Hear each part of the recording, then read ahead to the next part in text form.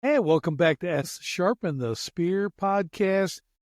I don't just have one great guest today. I have two because we are stepping up our game because I can interview more than one person. I just got skills. So with that being said, I got Natalie Davis and Pam. I got Pam Cass with us. And we're going to do as we always do. Even when we got double, we're going to have them introduce each other, themselves, not each other, themselves. And then we're going to get in our conversation today. So let's get rolling, guys. Natalie, let's start with you.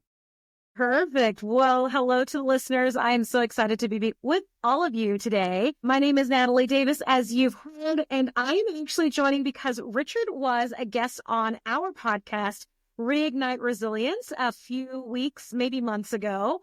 I just edited your episode, so I just heard a lot of your voice yesterday. But in terms of me being here, as you know, I'm a co-host on a podcast, and it is all about overcoming adversity, giving our listeners tools and tips in the space of resiliency.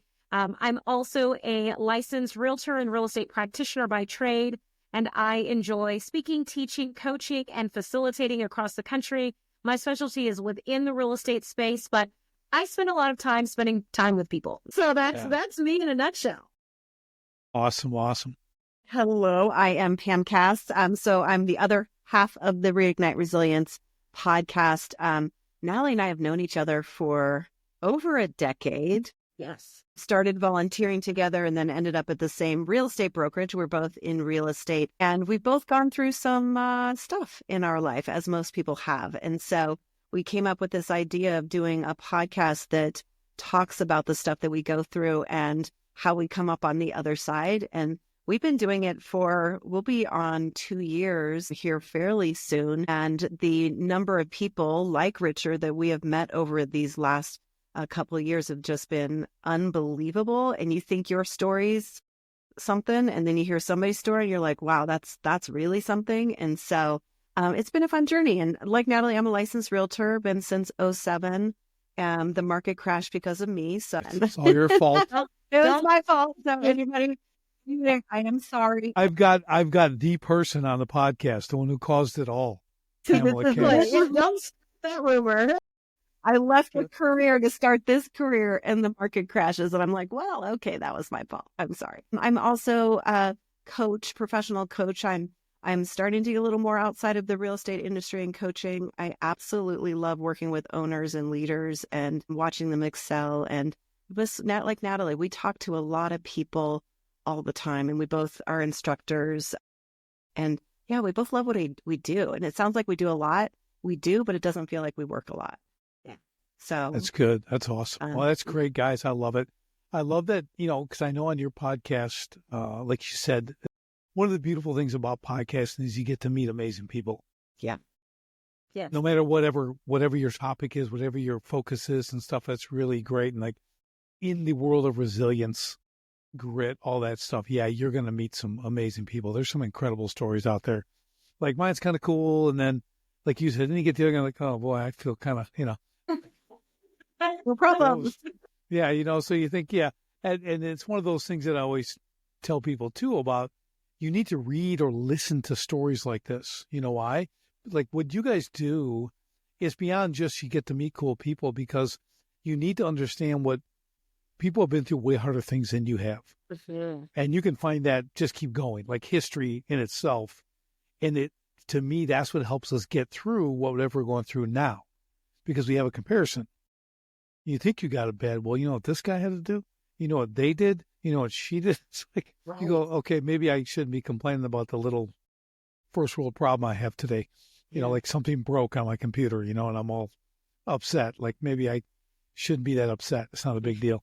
Yeah. So yeah, I love it. I love it. So what made you get into that focus point in your podcast? So start a podcast like that. Was it your own journeys and you wanted to hear others, or kind of what was the premise behind that whole thing, the catalyst? Yeah, it's funny because I was at a conference and I had run into a mutual acquaintance, and we had sat down to have a cocktail, and she was sharing a pretty significant story with me.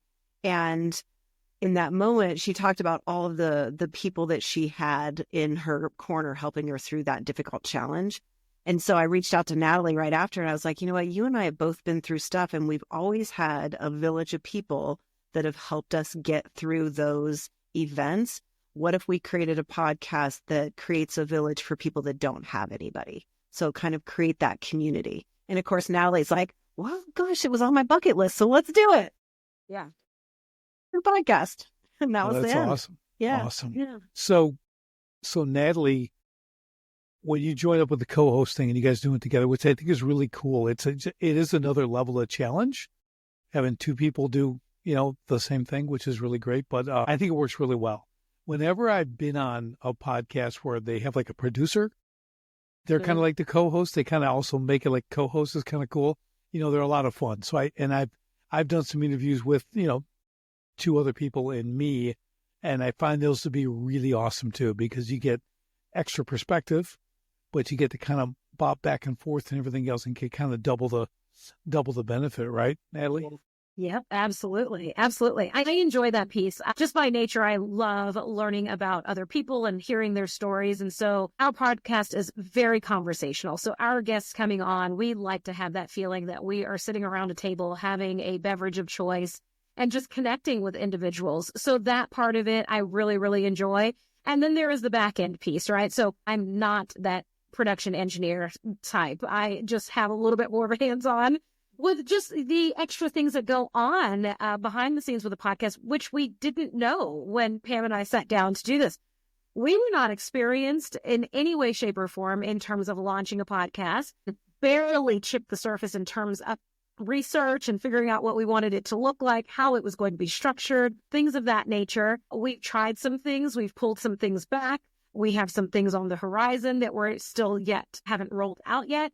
And so in all of that, we just continue to learn and grow along the way. And I think Pam and I, we've just naturally fallen into these roles that we have in terms of being co-hosts, because with everything, if you all are not aware, on the surface, it's the podcast. Behind the scenes, there are so many other moving pieces that go along with it. And so we've just really settled into that, and it really works. And I enjoy absolutely all of it. Yeah, I think it's great. And I think there's a really good takeaway here, and that's we just did it. You just start. I did it with my first podcast too. I go, I don't know. I got like a little shiplap background here. I built him a little podcast studio and I'll do that. And I just started. I had no idea. Like my internet wasn't good enough to really do video. So I'm like, I'll do audio only. I mean, we'll be on video, but I'm only doing the audio, and it all worked out great. But I love that you just kind of did it and then you get better, because in the resilience aspect, right, we got to keep going.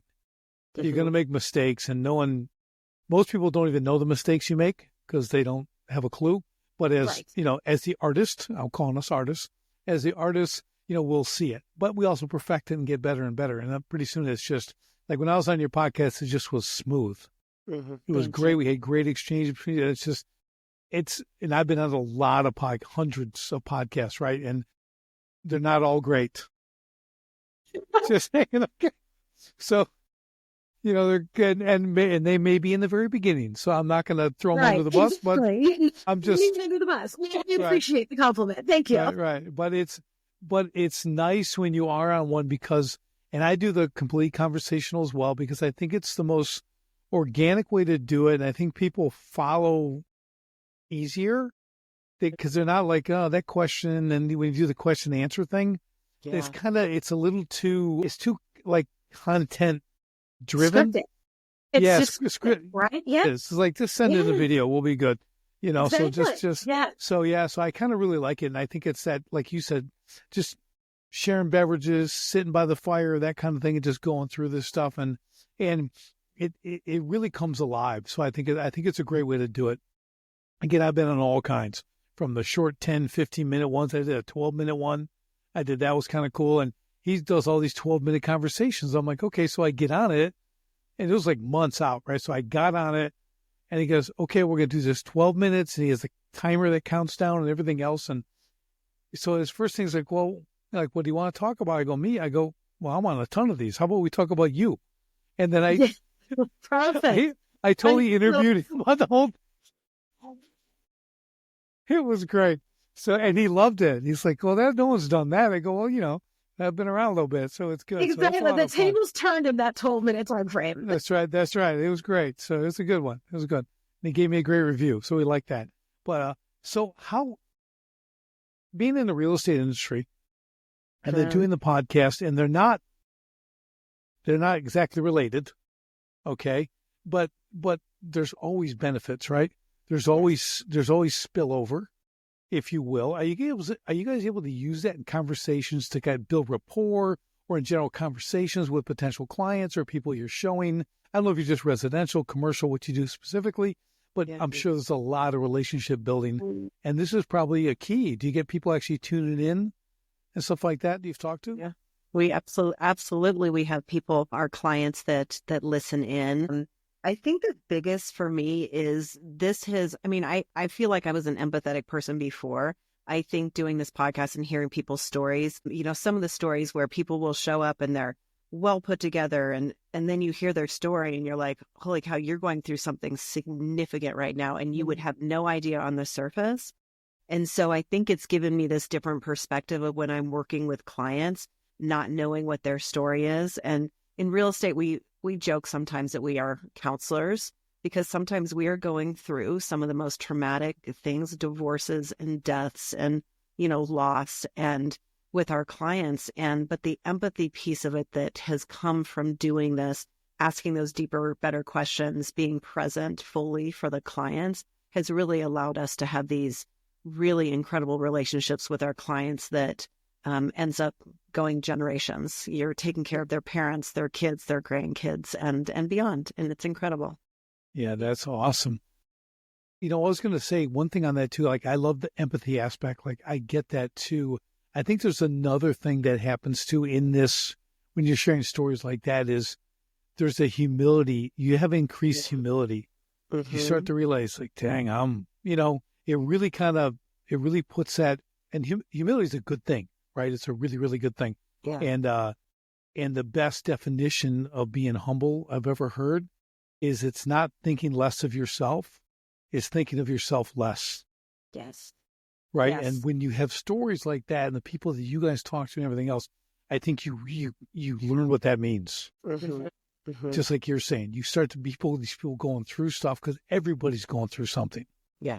Exactly. I remember Andy Andrews, the author, I was at a conference he was speaking at, and he said there's 3 stages of life. You're going into a crisis, you're in a crisis, or you're coming out of a crisis. Those are the only 3 stages. I was like, hey, that's pretty good. Now, layer that into the world of real estate, because that is the constant for the practitioner and the constant for the clients that they're working with, right? So they're always in one of those 3 stages. That's exactly right. Yeah. Right. It's wild. He did I love his books. Okay, so you know who he is. Good. He's an awesome. You know why he's great? Because he's, use the word terse. That guy can write so much in so little. It's amazing. So it's the Traveler's Gift, and I all love that. those. The Summit, Traveler's Summit. But it's amazing what I'm telling you, in like less than 30,000 words, he can do just an amazing story. That's complete, really good. He's really, really gifted. He's got quite a story. You haven't heard it. Just no one wanted to publish him. The usual, the old school. No one wants to publish. He tried 100 different, times and whatever. Yeah. So it's pretty cool. Another guy who's probably got a good resilient story. Yeah. Life under the bridge. Yeah. Everything else. Yes. It's really awesome. So again, these are some of the things that we get to talk about with our different guests. Like, I do a lot of business, right? So we're all about that. But I get people in there and that journey in business itself is just riddled with perseverance and grit and resilience, and heartache and loss. You get all that stuff, because anyone who's been I've been doing it long enough where I got a good stack of failures, and overcoming things, including losing everything, So I think it's just awesome to get out there and share it. Especially, it's always nice when it's way behind you, because you can you kind of laugh about it a little more. Yeah. And everything, you kind of get through that. So I've enjoyed doing that myself. So you guys going forward, do you guys guest at all? I know you're guesting on mine, and I'm trying to think I'm really special, like you're the first one you've ever guested with. I don't think that's the case. So stop. You are not. You are not. You am are not. the first person that we have. Like, hold on, I gotta write this down. Write real it quick. down, Okay, write the first time. date and the time and everything. Really?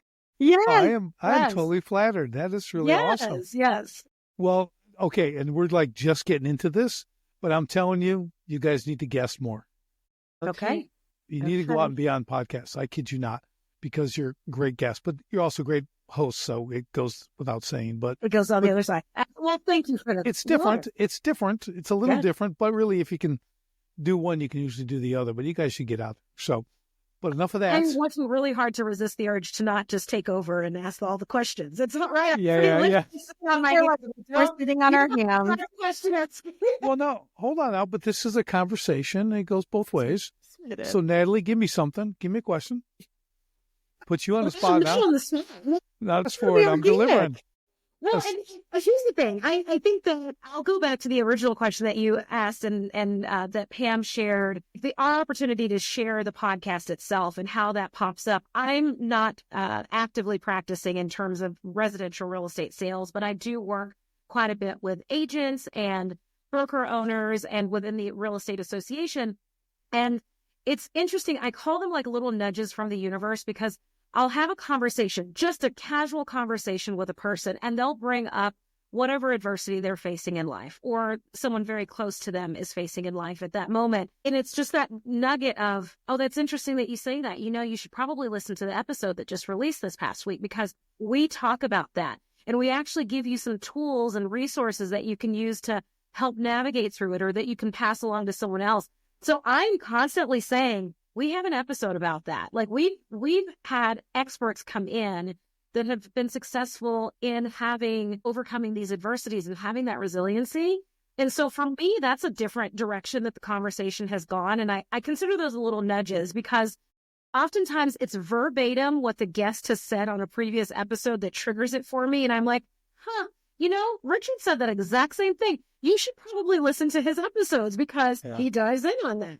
Right. So I love that piece because it goes alongside, we recommend books to people. We recommend podcasts to people. We recommend speakers or, training programs and things like that. And so when it's our own, because I know I'm going to say the love and passion that goes into our podcast and our, what we're working on, to be able to offer that to other individuals, it's just like it continues. It's just a continuous ripple effect for us, for me at least. I'm with you. And I do the same thing because I've had episodes that I've done as a guest that are just magnificent. Yes.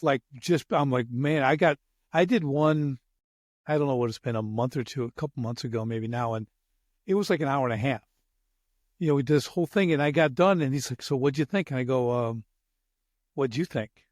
Because I'm like, I don't even remember what I said. Okay. I'm like, I don't know. We just kind of got into this. And he goes, it was awesome. Matter of fact, can we do a bonus round? I go, a bonus round? He goes, because there's a thing you said in there I really want to go into more, but we'll do like an extra bonus round. And I go, sure. I go, what is it? He goes, well, I'm not going to tell you. Let's just get started. Oh, and it was on quitting. He was on quitting. So we did another 10 minutes as a bonus, which he used in this podcast. If you give the name and email, you got to access the bonus, like he has all these people join it. It's really cool. And he had never done that before, maybe done it one time before. Out of hundreds. Yes. And he's like a top 1% guy in podcasts in the world, But it was sometimes you just get those because they're just so amazing. And I go back and I usually listen to mine as a guest. I always go back and listen to my episodes so I can improve and everything else. And he had the best, because they make a title. He's like, the only time a Marine should ever surrender. That was the title. It was like, oh, dude, that's like the greatest title ever. Who's not going to listen to that? It's really cool. So yeah, it was really neat. But just saying like that's, when we talk about that and like guesting and doing these different things and bringing it into our life, I find this a lot. I'm at church and I'm speaking to the men's, I was head of the men's ministry and I'm like, no, this is my podcast, but I'm just saying like, you might want to listen to this episode because I had this guest on and we talked about this, and this. So it was really great. Like you're doing, like it's third person validation, right? Exactly. It's like saying, hey, here's another person. It's not me because I could parrot exactly what that guy told me. But you go listen to it and hear him or her talk about it. Yeah. It's totally different. Like I'll tell you yesterday, had on, so I'm a business podcast. Yes. So I had this woman on and she's a romance writer. Ooh. And she's written 31 romance books. Everyone's like, dude, why do you have a romance writer like on your podcast? And well, I did a pre-call with her and everything else. I'm like, we got into the business aspect, her journey. She was a big business management, running stuff in Asia and then in France, all this stuff. But then she got cut loose. I think she was in Poland or something. And people were like, well, you write a little bit. Why don't you just, someone challenged her to do a romance novel in 2 weeks. Mm-hmm. Write it. And she did. So she did it. She sold like 10,000 plus copies. Just threw it on Amazon. And she goes, oh, and she just started going and created this whole business. Now she's expanding the coaching, all this stuff. So from the business standpoint, it was really cool. But really it was about, and then how she writes it. So it's just the people you meet. It's amazing. Yeah, absolutely. And no one would really think that would work on a podcast. My goodness. So, I had another woman. She comes on to our pre-call, and she's like, "Well, I have a podcast on grief and this," and I'm going, "Grief, what are you doing on my podcast? What are you going to talk about grief on? It's a business podcast." So, but I'm listening to her, and then all of a sudden this light bulb goes off. And go, "Hey, have you ever gone into there's all levels of grief. We get that, Yes. but how it affects maybe say an individual, like a business owner." Like with his family and how he does his business because he's suffering from this grief. And she goes, well, yeah, she starts getting into it. I go, that's what we're going to talk about. Yeah. Nobody does that. Nobody talks about that. We got on, we did like a 45-minute thing. It was awesome. Yeah. But in the beginning, I'm like, I was going to hit the delete button. Like, well, okay, we're done. I'll see you. But we end up turning it to this. You're going to be grieving you came on this podcast, okay? So you're going to. But it was so cool. It was such a great episode, because that's something that people don't really grab, and that can affect them from childhood and stuff. So we got into all this stuff. So I'm saying, and I'm sure you guys are running into people like that too, as you hear these stories and stuff, right? Yeah, absolutely. Well, and I love the direction that you take that, especially as you talk about business owners, entrepreneurs. We see this so much is that I think there was an era where we looked to these leaders to have it all together. And the reality is that they're living life and on a journey just like the rest of us. And so we kind of set this double standard. We want you to have it all together, but also be authentic and vulnerable, right? And transparent with us as you're going through things, but have it all together. So more importantly, have it together, but be authentic. Right. That's a thin line to walk. So especially, how many times and seasons in our lives do we experience grief? Not necessarily just a person, a thing, an experience, life, whatever it might be, relationship. Pets, whatever, yeah. And you've got to just have it all together and navigate through those different levels of grief behind the scenes. I'm going to go look for it. I think that's awesome. Yeah, I think when you look at that, all this stuff, and it is that, we're all at different levels, different seasons. Again, I look back now, I'm 35 years in business. I've done a lot of stuff. I'm accomplished, whatever, but I'm like, all that had all its challenges, and everything you go through every season. It's like you look back and you're like the superstar, but you weren't there when I was going through it. Exactly. Okay, so if you're there when I was going through it, you're not thinking I'm a superstar. You're like, this guy's a goof. Yeah. You know what I mean? Why are you doing this? Like everybody else, but then you kind of come out the other side, because you get through it, and it's really cool. So, but I think taking us back to podcasting too is. There's 5 million podcasts, literally 5 million. I think there's maybe 1 million that are kind of active, but there's something for everybody, right? You can find a lot of stuff. Now, I only listen to a couple on the regular, just honest, because it's time. Yeah. Yes. Right. And actually, I'm too busy listening to my appearances I've been on. It takes up too much time. That's noted. We will make appearances on more podcasts too. Well, we need to strip up our game. When you finally publish mine, I will be able to listen to that too. So you'll get another hour of my time to do that. So it's really good. So Pam, what are you doing specifically in real estate? Are you doing? Are you brokers and stuff too? Or? So I do a real estate training for our national association and then local association as well. And then I still actively sell. So right before this call, I was on a commercial project. And so I'm still actively selling and coaching quite a few realtors, mostly owners and team leads of real estate brokerages. And so, yeah. I work with a couple of real estate clients for coaching, business coaching, took them through it. So Yeah, it's interesting. Yeah. It's an interesting, and that I don't mean that business is business, but there's different. Whether one was a broker, right? So she had like eight, nine people underneath her. I know when those individuals, and some were commercial, some were multifamily multifamily stuff. It was just kind of interesting navigating that from a business coach, kind of thing. Because you're dealing with different personalities, and they're very, and correct me if I'm wrong, they're very kind of independent, and they're actually very entrepreneurial because they're kind of making all their schedule, and they work way too many hours. So they're definitely entrepreneurs, right? Because they work way too many hours. Yes. So it's don't have boundaries. It's kind of a unique thing, and people often don't put them in the business category. Yeah. Right. Right? Am I right? Yeah. Isn't it weird? You hit the nail on the head. Yeah. Well, and also weird. Sometimes the realtors themselves don't put them in an ownership place either. And so when we're coaching people, it's like, you need to think of yourself as the CEO of a multi-million-dollar business and start treating it as such, having a P&L and watching your expenses. Most realtors don't. They get in this business. They want to have fancy cars and go on nice vacations. Or they get in the hobby stage. Oh, sell 2-3 houses a year. Like, what do you 2-3 houses a year? Yeah. Like, what is that? Yes, exactly. That's like the national average. That's what that is. It's terrible. Yes. Yeah. It was like in roofing sales, a lot of guys are subcontractors, and I had a roofing business, and the average was like, I think they sold 1,000 a year, in new roofs and stuff, right? That's like the national average. Yeah. I'm like, well, I do $1.5 million. Other guys do $1 million, but they're a tiny percentage. I'm like, if you sold 300,000, you didn't even make $30,000 for the year. Yeah.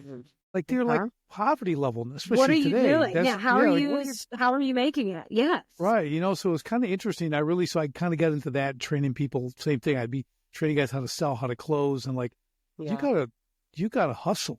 Yeah. But you gotta be, but treating it like a real business. And it's interesting because my aunt was a realtor my whole life, right? So she was really something. She was really good, very articulate, but really people focused, and probably talked too much. So probably lost sales because she talked too much, but she did really well. She was a realtor. That was it. Yeah, that's right. So there's a lot of relationship building.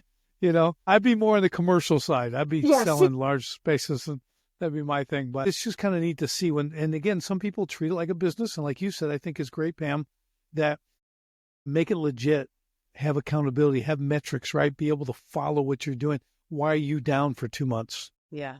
You're going to just blame the economy? Because we know that's a lie. No. Okay. You can always make money in real estate. Always. Always, one way or the other. You just got to be able to pivot. Yes. And adjust things, yes. right? So, that's when you do have to be very agile in the real estate market. You have to be able to change very quickly. And do you think also, I am not the best networker in the world at all. I kind of don't like it at all. But isn't it I think it's a critical aspect for probably any business. Yes. But in real estate, is there a difference, Natalie? Is it the thing you have to do all the time? It's so interesting that you say that, because I kind of break out in hives when people mention networking. I am not your networker. I'm actually just naturally an introvert. So a lot of what I do when I am showing up and I know who I need to be and how I'm showing up, I will do that. But my natural default setting is at home with a book or a movie by myself and some popcorn, right? Like I am a big fan of girl dinner. I do all of that solo, right? I love that. But there is and here's why I say this. You have to get out there. You have to be known. The business that I built, I guess you can consider it networking. But when I consider networking, I think of, the happy hour where you go out and you meet people and you're handing out 15 business cards, and then you get back to the car and you're calling and texting all 15 of those folks. That makes me want to bum. Right. I absolutely hate it.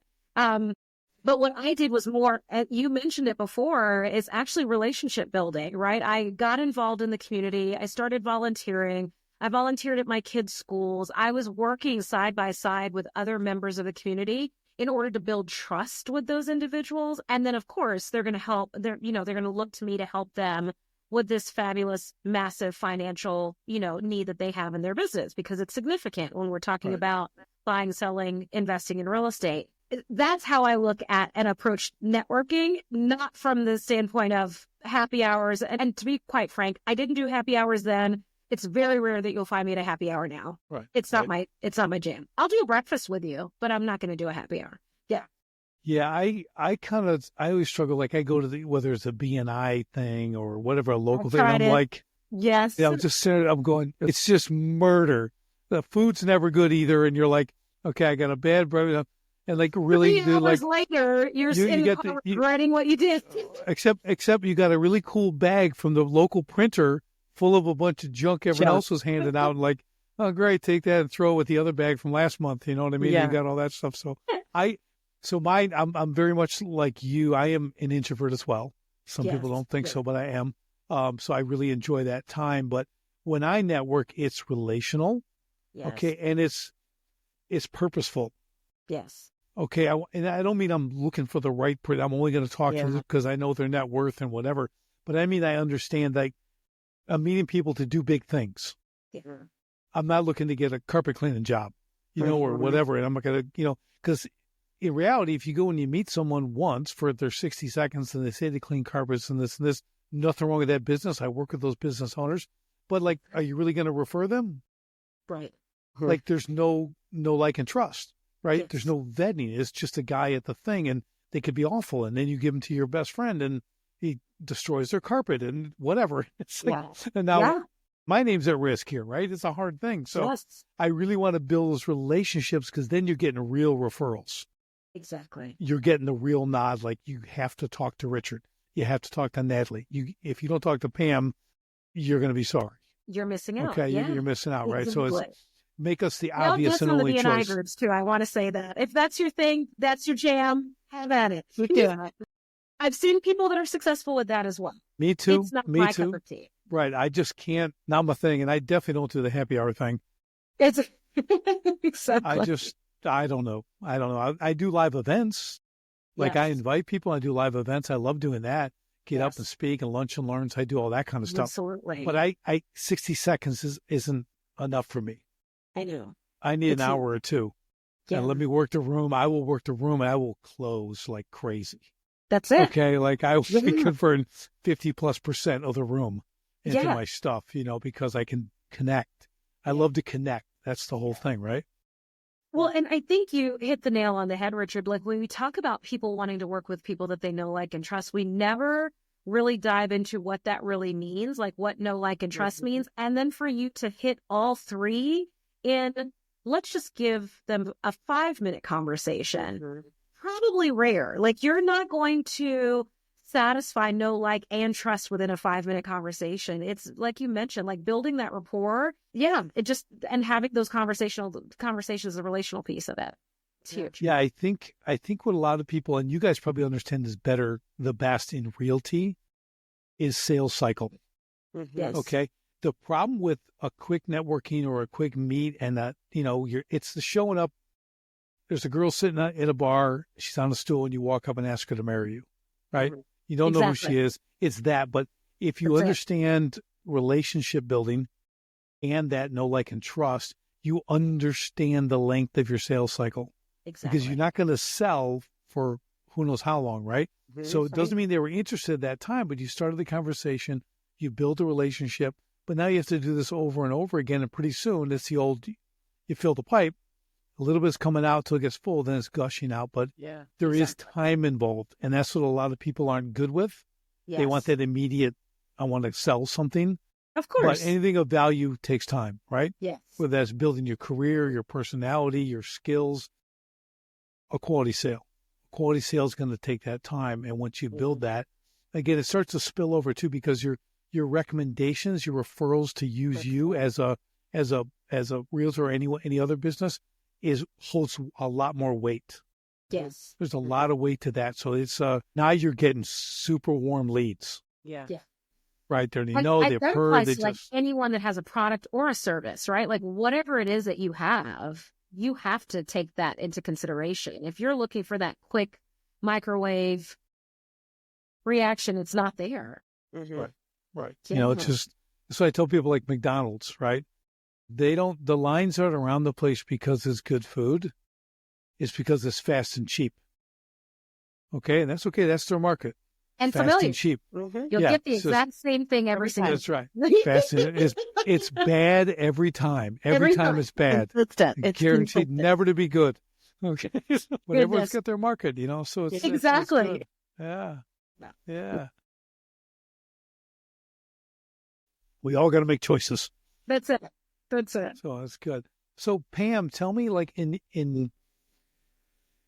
when you're working with people, like let's just talk a little bit on your relationship building, how you do it, because you're still selling, right? You're working this, you're on this deal before, and you're training. Okay, so you've got to kind of, and here's a quick point I'll make. So I was a boxer, right, and I'm a fitness trainer and all that too. When I started training people how to box, okay, it made me a way better boxer. Because I'm like on the other side, like literally receiving and telling what to throw and stuff like that. It's my weird comparison. But did you find that with when you guys are training and still doing it, does the training make you better? Yes. It's you're the trainer.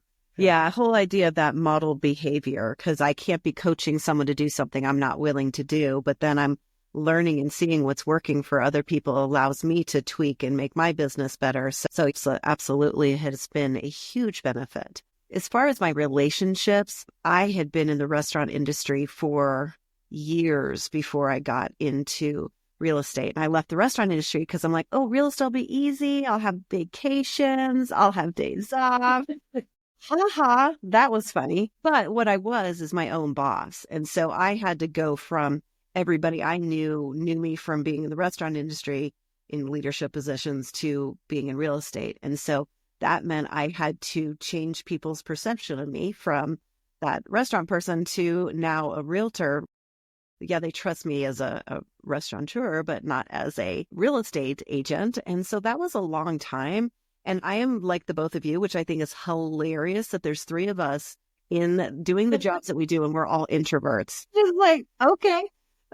So for me, it is I have to be so intentional when I leave the house about my relationships and talking to people. During the pandemic, I loved baseball cap, mask. I didn't have to make eye contact. I put sunglasses on. It was like a dream for an introvert. Yeah. So I had to be very intentional. And so for me, I had young kids. And so like Natalie, I coached my kids' soccer teams. I volunteered in the community. I volunteered at the schools. And so I authentically built relationships that way over time. And so right now, I don't actively promote myself anymore. I just keep the relationships that I have and the business just kind of comes in, which has been really beautiful. So let me ask you, in transitioning from the restaurateur into real estate, did you find you had to kind of change your circles because you had to become someone different? And it's hard for people not to remember you for what you were when you're trying to be so. And I went through that in 08 and 09, right? Yeah. And I just it's crazy. Mm-hmm. It's crazy what people, when you were something, I mean, I was the best at what I did for 20 years. And now I am not that person at all, trying to do something completely different. I changed states.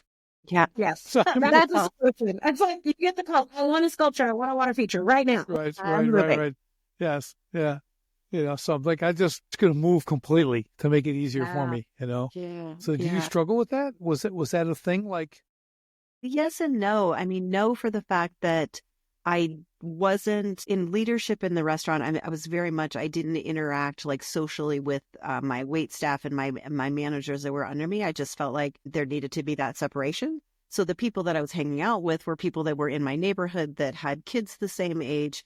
And so they knew I was in the restaurant industry. So it wasn't as tied to me. It wasn't like I was doing, even though I have done work with people that I used to manage in restaurants. But so that wasn't as hard as it would be if I was an accountant and all of these people were my clients. And I'm like, oh, nope, I'm a realtor now. So that would probably be a little bit harder. Right. But I had to show that I knew what I was doing and I was an expert in the field. And so what I had to do was figure out, how do I show my expertise? And so that was just being front and center. I knew every house that was on the market in our neighborhood, when it sold, what it sold for, so that when I was with people, I could talk intelligently about real estate and what was going on. And slowly it just kind of started to get to that point where they thought of me when they thought of real estate. And they're like, oh, let's ask Pam. And so that kind of just melded into it. And it's been referrals from there. That's great. Yeah, it really, because it can be hard when people, whether you want to call it a career change, which basically it was, or just a complete pivot. Yeah. Sometimes the business has to almost reinvent itself and be something completely different. And people remember this, but then that. And then I see that a lot out there. Like I said, for me, it was, I didn't know what I was going to do.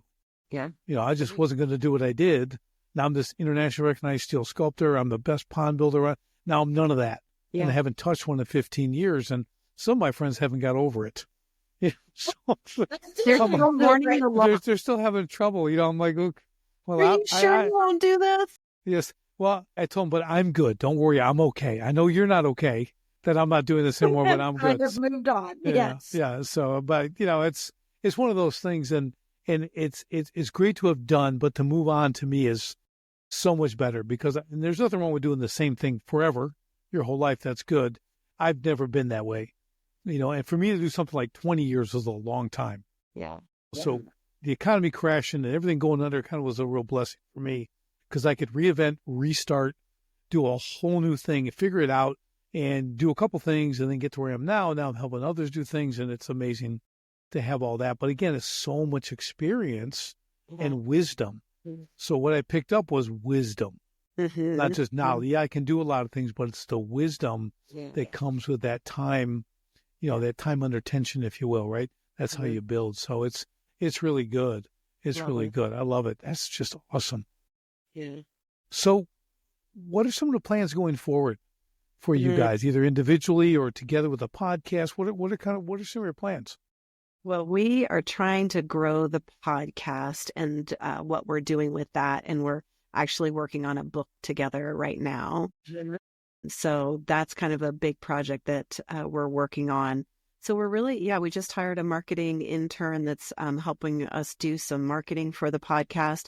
So we're pouring into it because it's really a passion project for both of us. We still have our other jobs. Yeah. But this is really a passion project. And the more people we can reach, we want to see how far we can go and how many lives we can touch, really. That's awesome. That's awesome. Will it be your guys' first book? Yeah. Yes.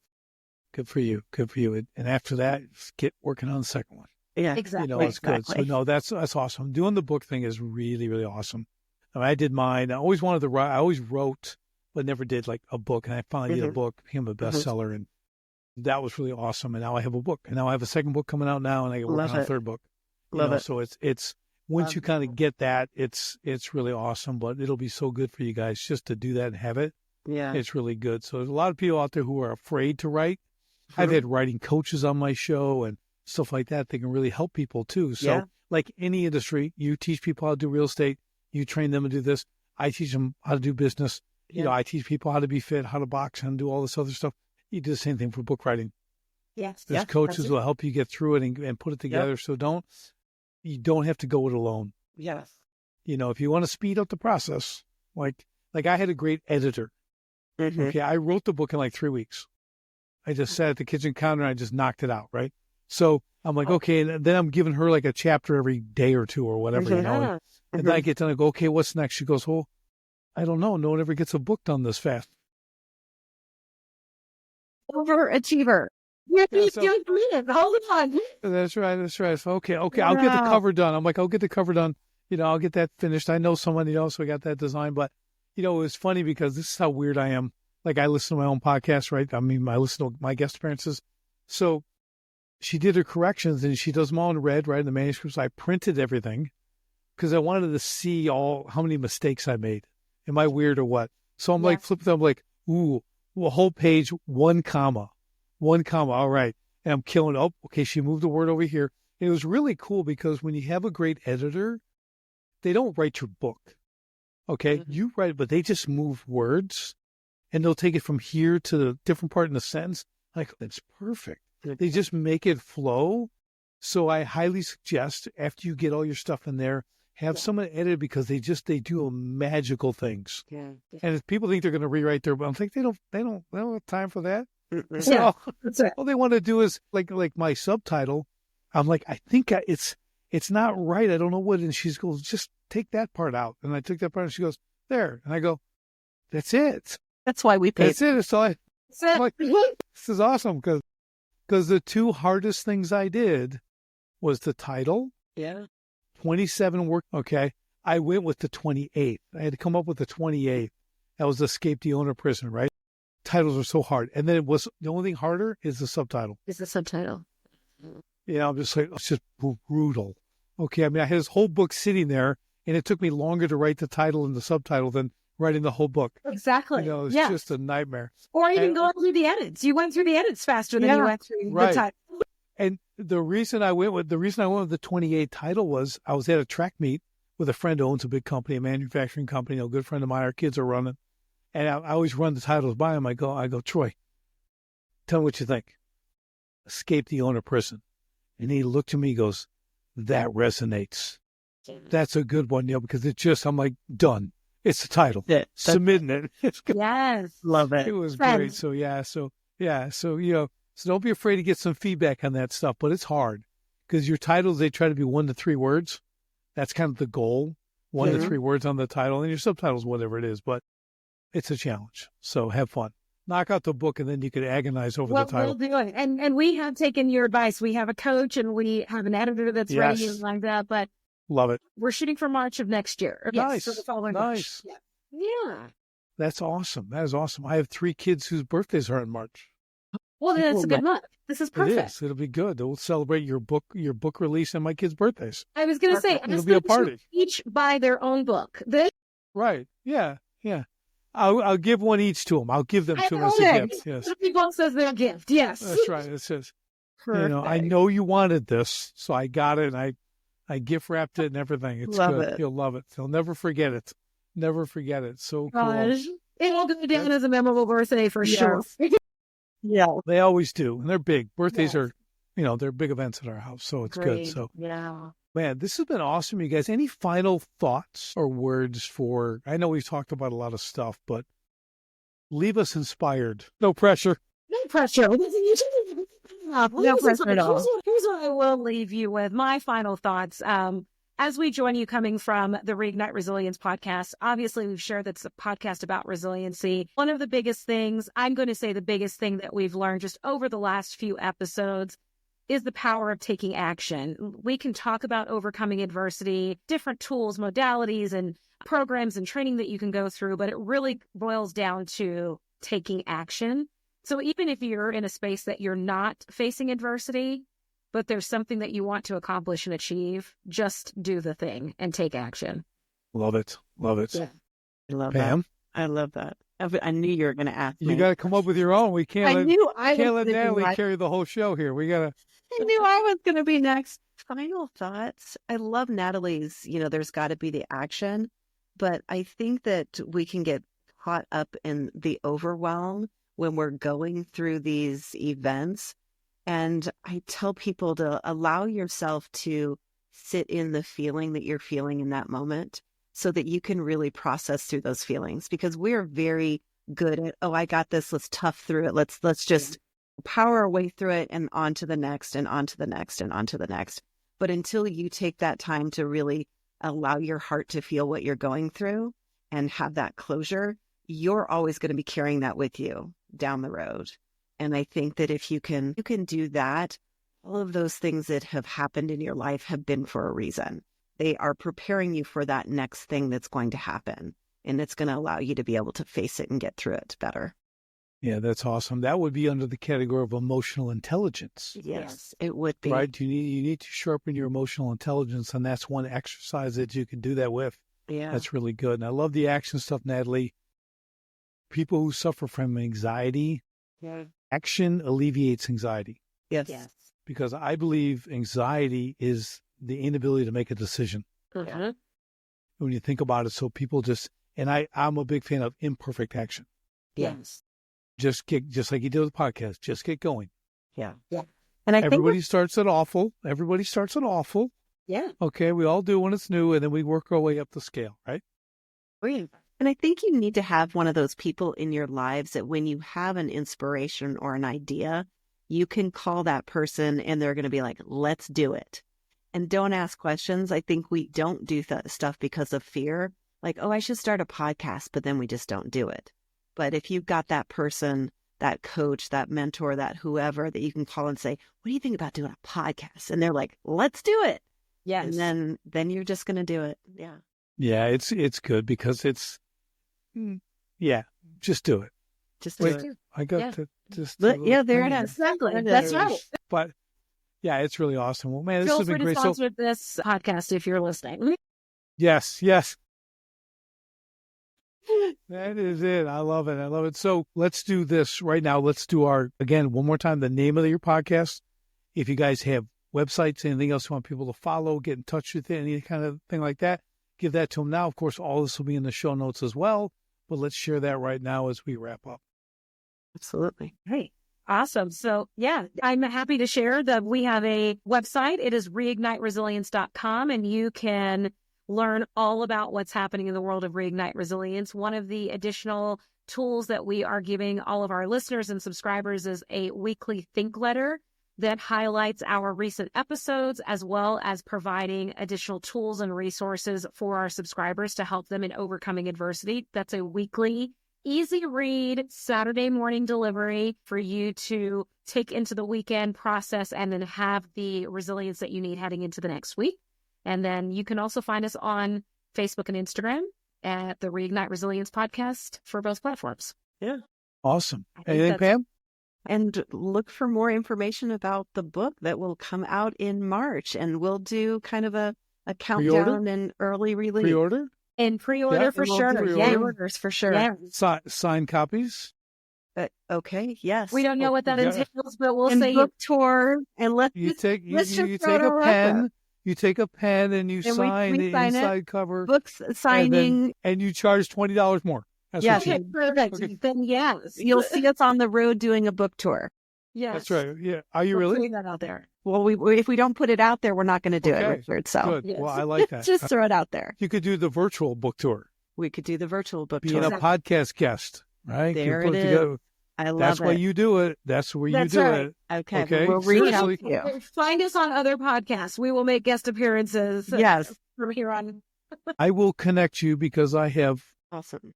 guys who do book reviews for podcasts, Perfect. right? And they really do the review. I'll just give you a quick example before we wrap up. So I got on, and it's Jay Islow. He's A New Direction. I believe that's the podcast. He's awesome. One of the best hosts ever. And I came on, he goes, okay, well, I've got 16 pages of notes because he sent me your book. And he goes, I got 16 pages of notes. I go, 16? I didn't have 16 pages of notes. Okay. So it was hilarious.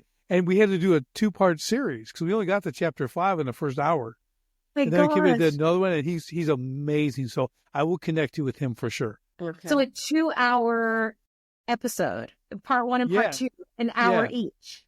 Yeah. Wow. And we did an Beautiful. hour after the show. We did an hour just conversating because he's an awesome guy. Wow. But really, he's brilliant.